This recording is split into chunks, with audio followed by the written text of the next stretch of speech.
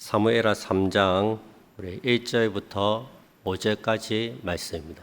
사울의 집과 다윗의 집 사이에 전쟁이 오래매 다윗은 점점 강하여 가고 사울의 집은 점점 약하여 가니라.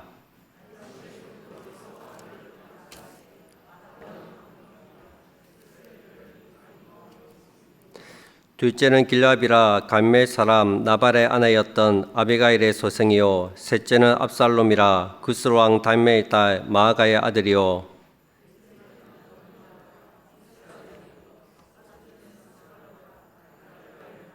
다 같이 읽겠습니다. 여섯째는 이드르암이라 다윗의 아내 에글라의 소생이니 이들은 다윗이 헤브론에서 나온 자들이더라. 아멘. 이제 사울이 죽었습니다. 이제 사울이 죽었기 때문에 이제 당연히 다윗이 그의 뒤를 이어서 이스라엘의 왕이 될 차례가 되었습니다. 그런데 이 다윗이 이스라엘의 왕이 되는 이 일이 참 이 과정이 순탄치가 않습니다. 사울의 주자 다윗은 남쪽 헤브론으로 가서 유다 지파의 왕이 됩니다. 북쪽은 사울의 군대 장관 아브넬이 나머지 11지파들을 다 모아서 사울의 아들 이스보셋을 왕으로 삼습니다. 사실 이 이스보셋은 꼭두각시 왕에 불과합니다. 북쪽의 시세는 군대 장관 아브넬입니다. 이렇게 사울이 죽은 이후에 이스라엘은 남쪽과 북쪽으로 나누어집니다. 그리고 남쪽과 북쪽 간에 오랜 기간 동족 간에 피 흘리는 전쟁이 일어납니다. 그 대표적인 전쟁이 우리 앞에 사무엘하 2장에 보시면 기브온 목가에서 치루어진 전쟁입니다. 남쪽과 북쪽이 정말 치열하게 싸웠고 많은 젊은이들이 이곳에서 목숨을 잃었습니다. 전사자의 통계를 내보니까 남쪽은 다윗의 신복 19명과 요압의 동생 아사헬이 죽었습니다. 총 20명이 전사했습니다. 북쪽은 360명이 전사했습니다. 누가 봐도 남쪽이 이긴 전쟁이죠. 같은 동족끼리 치열하게 싸우다가 젊은 군인들이 피 흘려 죽었습니다. 여러분, 어쩌다가 이스라엘이 같은 동족끼리 서로 피 흘려 죽이는 동족 상잔의 비극을 맞이하게 되었을까요? 이 모든 것이 다 하나님의 뜻에 순종하지 않았기 때문입니다. 북쪽의 왕 이스보셋과 군대 장관 아브넬이 하나님의 뜻을 거슬렀기 때문입니다. 하나님께서는 이미 오래전부터 다윗을 이스라엘의 왕으로 세우셨습니다. 이것은 이스라엘 백성들이라면 누구나 다 알고 있던 사실입니다. 그러나 아브넬은 자신의 정치적인 야망 때문에 하나님의 뜻에 반하는 행동을 했습니다. 그동안 이 아브넬이 사울의 군대 장관입니다. 아브넬은 2인자라고 할 수 있습니다. 거의 권력의 실세라고 할 수 있는데, 이제 사울 왕이 살아있을 때는 2인자로서 얼마나 많은 권력과 부를 누렸겠습니까? 근데 이제 사울이 죽고 나니까 더 이상 이제 자기가 누려왔던 그런 기득권을 누릴 수가 없게 되었습니다. 그래서 이 사울의 이름을 팔아서 나머지 11나라를 다 규합해서 북쪽에 나라를 하나 세우고 사울의 남은 아들 이스보셋을 호사비 왕으로 삼았던 것입니다. 계속해서 자기의 기득권을 유지해 나가려고 했습니다. 아브넬은 하나님의 뜻이 무엇인지 분명히 알고 있으면서도 자신의 욕심 때문에 이 하나님의 뜻을 거슬러 행동한 것입니다. 여러분, 사실 우리도 그렇지 않습니까? 하나님께서는 늘 우리에게 하나님의 말씀을 주시고 하나님의 뜻과 그 마음을 우리에게 알려주십니다. 우리가 어떻게 살아야 하고 어떻게 행동해야 하는지 이미 하나님께서는 다 우리에게 가르쳐 주셨습니다. 그런데 우리는 이 하나님의 뜻보다는 내 생각, 내 고집을 주장할 때가 더 많습니다. 내 고집을 꺾지 못하고 내 마음대로 내가 하고 싶은 대로 할 때가 얼마나 많은지 모릅니다. 다윗은 어떻습니까? 다윗 역시 별반 다르지 않았다는 것입니다. 본문이 바로 그 이야기를 하고 있습니다. 보시면 이후에도 많은 전쟁이 다윗의 집과 사울의 집에 있었습니다. 그런데 전쟁을 하면 할수록 다윗의 집은 점점 강하여져 갔고 사울의 집은 점점 약해져 갔습니다. 1절 말씀입니다. 우리 함께 1절 말씀을 함께 읽도록 하겠습니다. 1절입니다. 사울의 집과 다윗의 집 사이에 전쟁이 오래매 다윗은 점점 강하여 가고 사울의 집은 점점 약하여 가니라. 아멘. 보시면 전쟁이 오래되었다 말씀하고 있습니다. 다윗의 집과 사울의 집 사이에 크고 작은 전쟁들이 계속해서 일어나고 있었다는 것입니다.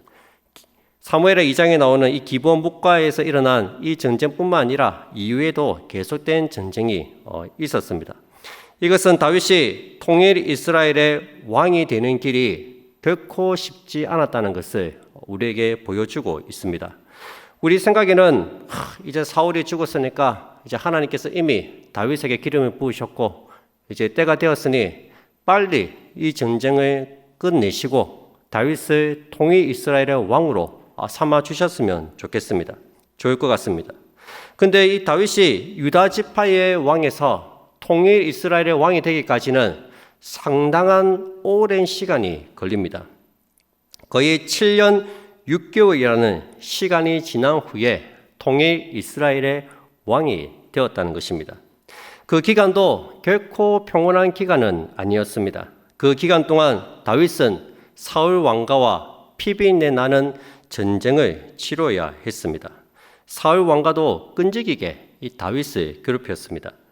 여러분, 성도들의 신앙 싸움도 마찬가지입니다. 금방 판가름이 나지 않습니다. 오랜 시간이 걸립니다. 하나님께서 좀 우리의 문제를 좀 빨리빨리 해결해 주셨으면 좋겠습니다. 두부 짜듯이 탁탁 기도만 하면 착착 문제가 해결되었으면 좋겠습니다. 근데 실제로 보면 아무리 기도하고 아무리 기다려도 쉽게 문제를 해결해 주시지 않습니다.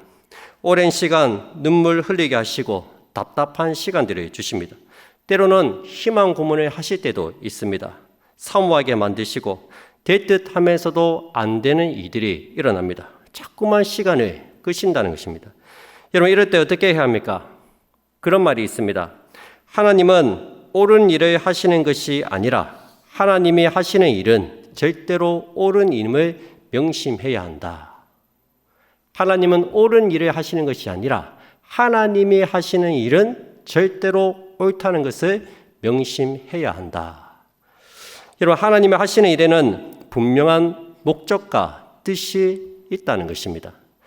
하나님께서 무슨 일을 하시든지 그 일이 우리에게 가장 선하고 가장 옳은 좋은 일이라는 것을 믿어야 한다는 것입니다. 우리의 짧은 생각과 시각으로 하나님이 하시는 일을 이해하고 재단해서는 안 된다는 것입니다. 참고 인내하다 보면 감추어진 하나님의 뜻이 드러나게 될 것입니다. 숨겨진 경륜이 밝혀질 것입니다. 그래도 한 가지 확실한 사실은 이 오랜 시간이 지나고 있었지만 다윗은 점점 강하여져 갔고 사울의 집은 점점 몰락해 가고 있었다는 것입니다. 다윗은 점점 강하여 가고 사울의 집은 점점 약하여 가니라. 이 말씀 속에 이 한 구절, 이 말씀 속에 하나님께서 역사하고 있는 모습을 여러분 우리가 느껴지지 않습니까? 끝날 것 같지 않는 전쟁이었지만 하나님께서는 이 오랜 시간 동안 계속해서 일하고 있었다는 것입니다. 하나님께서 원하시는 목표 지점까지 다윗을 끌고 가고 있었다는 것입니다. 보시면 다윗은 단수로 되어 있습니다. 다윗은 점점 강하여 가고 사울은 사울의 집으로 복수로 되어 있습니다. 다윗 한 사람을 중심으로 권력과 힘이 하나로 점점 뭉쳐져 가고 있었다는 것입니다. 다윗 한 사람이 하나님의 능력 아래서 점점 강해져 가고 있다는 것입니다. 사울의 집은 복수형입니다. 이 사람 저 사람이 함께 모여 있지만 힘을 제대로 쓰지 못하고 질이 멸렬해 가고 있다는 것입니다. 이어서 뜬금없이 2절부터 5절까지 다윗이 헤브론에서 나온 아들과 그리고 아내들의 명단이 기록이 되어 있습니다. 갑자기 잘 가다가 갑자기 왜 다윗의 아들들을 지금 소개하고 있을까요? 우리는 이 부분에서 하나님이 전쟁을 오랜 시간 동안 지속한 이유를 여기서 찾을 수가 있습니다. 한번 우리 2절부터 한번 보시기 바랍니다. 다윗이 헤브론에서 아들들을 낳았을 때 맏아들은 암논이라 이스라엘 여인 아히노암의 소생이요 둘째는 길랍이라 갈멜 사람 나발의 아내였던 아비가일의 소생이요 셋째는 압살롬이라 그스 왕 달메의 딸 마아가의 아들이요 넷째는 아도니아라 학기스의 아들이요 다섯째는 스바다라 아비달의 아들이요 여섯째는 이드르암이라 다윗의 아내 에글라의 소생이니 이들은 다윗이 헤브론에서 나온 자들이더라. 보시면 2절부터 5절까지 자녀들의 이름과 아내들의 이름을 거론하면서 하나로 묶어주는 말이 있습니다. 그게 뭡니까? 이 모든 자녀들을 헤브론에서 낳았다는 것입니다. 2절에 보시면 다윗이 헤브론에서 아들들을 낳았으되 5절 마지막 부분에서도 이들은 다윗이 헤브론에서 낳은 자들이더라. 지금 이 다윗이 헤브론에서 이 아들들을 낳았다는 것을 강조하고 있다는 것입니다. 여러분, 왜 헤브론에서 아들들을 낳았다는 것을 강조하고 있을까요? 지금 사무엘서 저자는 다윗이 헤브론에서 저지른 잘못을 지적하고 있는 것입니다. 여러분, 헤브론에 오기 전에 이미 다윗에게는 두 명의 아내가 있었습니다. 바로 아히노암과 아비가일입니다. 이 두 여인은 다윗이 광야에 있을 때 도망자 생활을 할 때 만났던 여인입니다. 아내들입니다. 이 아비가일의 전 남편이 그 유명한 나발이지 않습니까? 다윗이 광야에 있을 때 나발의 많은 가축들을 지켜주었습니다. 근데 나발이 배은만덕하게 은혜를 베푼 다윗을 무시하고 업신여겼습니다. 화가 난 다윗이 나발이고 가만두지 않겠다고 화가 나서 달려갈 때 그때 이제 이 아비가일이 도중에 다윗을 만나서 참으시라고 다윗의 분노를 누그러뜨리지 않습니까? 하마터면 큰 죄를 지을 뻔했는데 이 아비가일 덕분에 다윗이 번지하지 못하게 아비가일이 막았던 것입니다. 이 암논을 낳은 아히노암도 광야에서 이 다윗이 힘든 생활을 하고 있을 때 만났던 아내입니다. 이 두 사람은 다윗이 헤브론으로 오기 전에 훨씬 전에 이미 데리고 있었던 두 명의 아내입니다. 그런데 다윗은 헤브론에 와서 이 두 사람 말고도 네 명의 아내를 더 얻습니다. 바로 마아가, 핫깃, 아비달, 에글라입니다. 원래 두 명이 있었고 헤브론에 와서 네 명의 아내를 더 얻었다는 것입니다. 여러분, 이것은 명백히 하나님의 계명을 어긴 것입니다. 신명기에 보시면 왕이 금해야 할 세 가지가 있습니다. 이 세 가지 법은 하나님께서 가나안 땅에 들어오기 전에 너희들이 왕을 세우려고 할 때 이 세 가지를 단디 명심해야 된다고 하나님이 말씀해 주신 겁니다. 신명기 17장 15절부터 보시면 반드시 네 하나님 여호와께서 택하신 자를 내 위에 왕으로 세울 것이며 내 위에 왕을 세우려면 내 형제 중에서 한 사람을 할 것이요 내 형제 아닌 타국인을 내 위에 세우지 말 것이며 그는 병마를 두지 말 것이요 병마를 많이 얻으려고 그 백성을 애굽으로 돌아가게 하지 말 것이니 이는 여호와께서 너희에게 이르시기를 너희가 이후에는 그 길로 다시 돌아가지 말 것이라 하셨음이며 그에게 아내를 많이 두어 그의 마음이 미혹되게 하지 말 것이며 자기를 위하여 은금을 많이 쌓지 말 것이니라.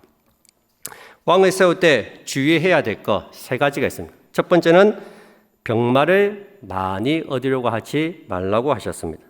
전쟁에서 이기기 위해서는 이 기병대 있죠, 말 타고 이렇게 기마부대가 있는데 전쟁에서 이기기 위해서 강력한 군대를 만들기 위해서 병마를 많이 얻지 말라고 하십니다. 전쟁의 승패는 하나님께 달려 있으니 군사력을 의지하지 말고 하나님을 의지하라는 것입니다. 두 번째는 은금을 많이 두어서는 안 됩니다. 묻지가 탐욕에 빠져서 하나님을 잊어버릴 수도 있기 때문입니다. 마지막으로 아내를 많이 두지 말라고 말씀하셨습니다. 그 이유가 무엇입니까? 아내를 많이 두어서 그의 마음이 미혹되지 않기 위해서입니다. 하나님께서 내신 이 결혼의 원리는 일부일처제입니다. 한 남자가 부모를 떠나서 그의 아내와 합하여 둘이 한 몸을 이루는 것입니다. 한 아내하고만 결혼을 해야 합니다. 근데 다윗은 아내를 많이 두어서 장차 왕궁에 심각한 분열을 안고 나라를 시작하게 됩니다. 나중에 이 아들 솔로몬이 아버지 다윗이 한 이것을 그 일을 그대로 답습합니다. 솔로몬도 많은 이방 여인과 결혼을 하지 않았습니까? 그 이방 여인들이 들어올 때 온갖 우상들을 다 데리고 들어옵니다. 여호와 하나님만을 유일신으로 믿는 그 신앙을 무너뜨리게 되죠. 지금 다윗은 시작부터 하나님께서 내신 율법을 범하고 있다는 것입니다. 또 보시면 이 아내들마다 이 배경과 출신지가 기록이 되어 있습니다. 대표적으로 3절에 보시면 셋째 압살롬을 낳은 마아가는 구슬 왕 달메의 딸이라고 소개합니다. 구슬은 요단 동편에 위치한 작은 나라입니다. 북쪽 이스라엘과 바로 국경선 맞은편에, 바로 국경선 옆에 있는 나라입니다. 그곳에 있는 왕의 딸이니까 공주죠, 공주. 이방 나라 공주와 정략 결혼을 했다는 것입니다.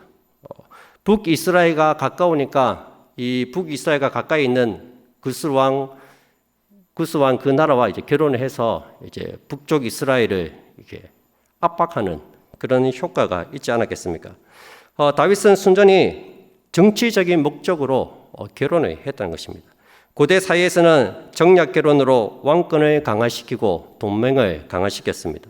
다윗 역시 어느 나라 왕과 마찬가지로 자신의 왕권을 강화시키기 위해서 정략적으로 결혼을 했다는 것입니다.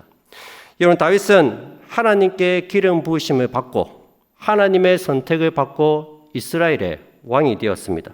그러나 다윗은 온전히 하나님을 의지하지 못했습니다. 하나님께서 약속하신 언젠가는 이스라엘 왕이 될 것입니다. 하지만 다윗은 초조했던 것 같습니다. 빨리 전쟁이 끝나지 않고 일이 해결되지 않으니까 자기 나름대로 머리를 쓴 것 같습니다. 자신의 왕권을 강화시키고 북이스라엘과의 전쟁에서 이기기 위해서 이방 나라와 손을 잡고 정략적으로 결혼을 했다는 것입니다. 이것은 다윗이 온전히 하나님을 의지하고 따르지 못했다는 것을 보여주는 것입니다.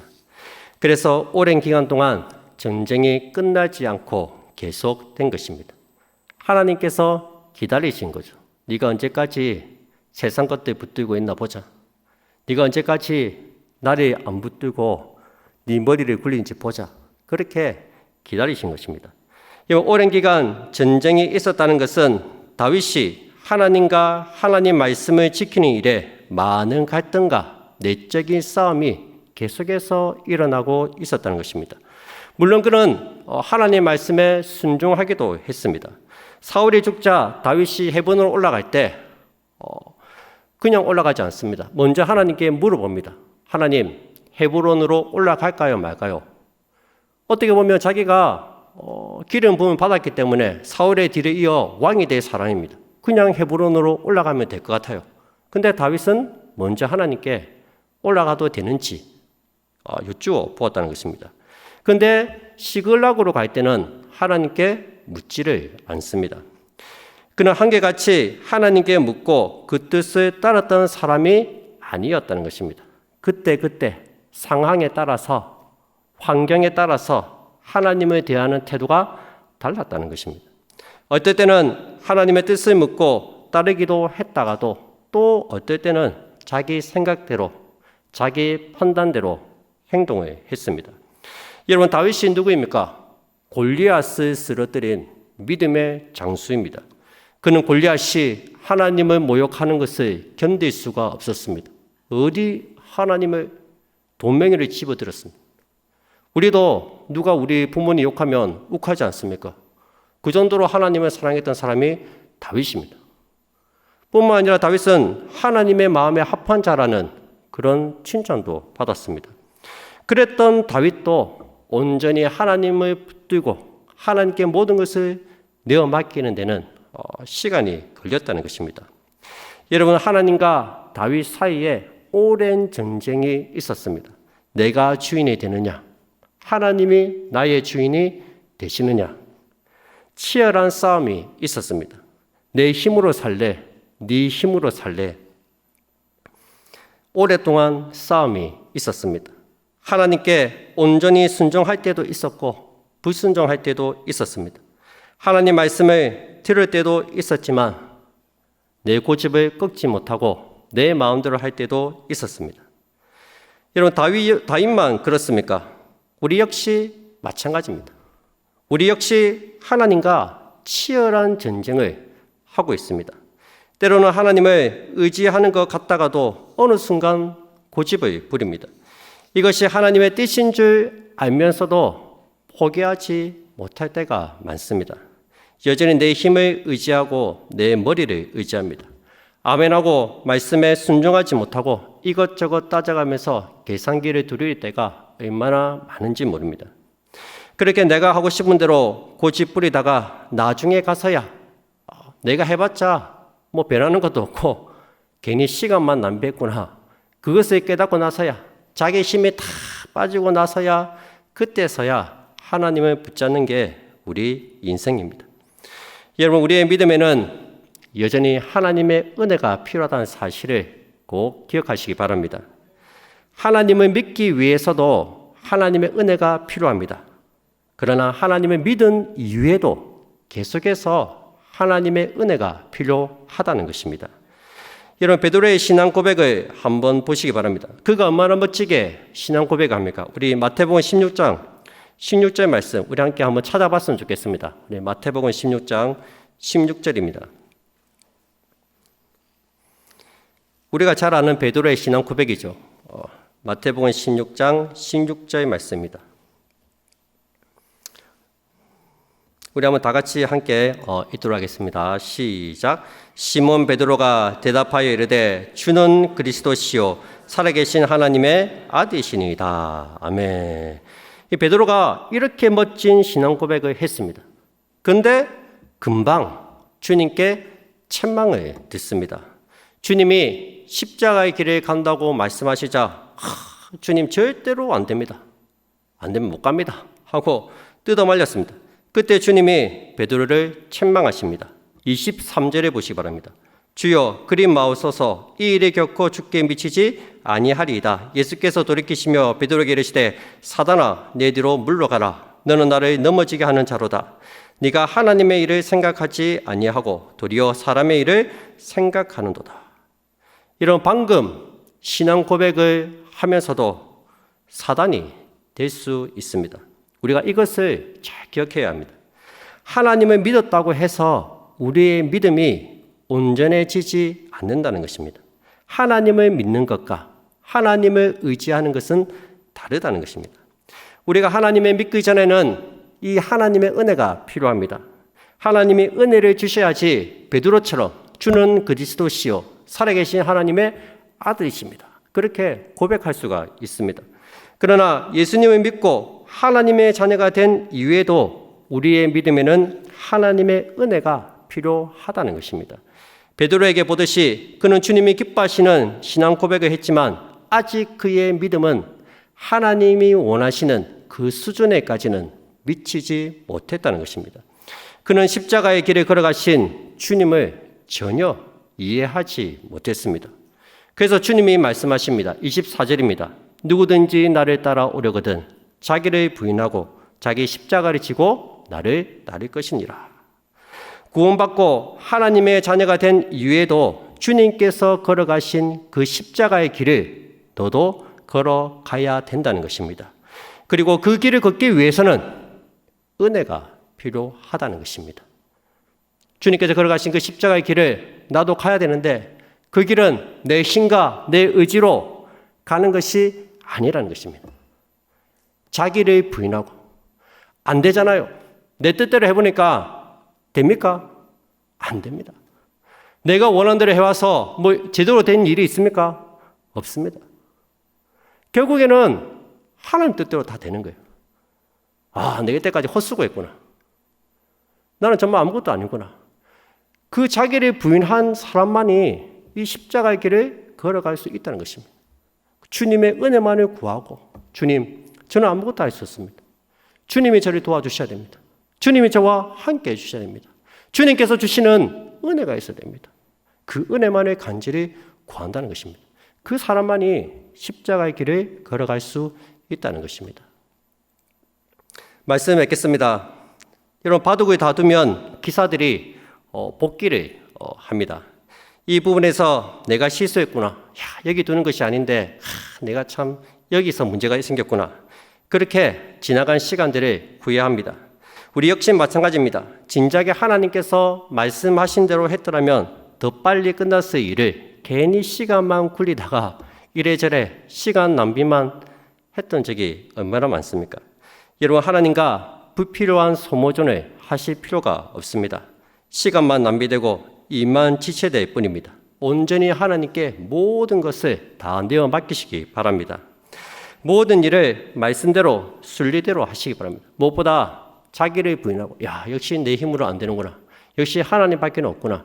이것을 빨리 깨닫고 온전히 하나님의 은혜만을 구하는, 그래서 주님만을 전적으로 의지하고 나가는 우리 모든 성도님들이 다 되시기를 주님의 이름으로 축복드립니다.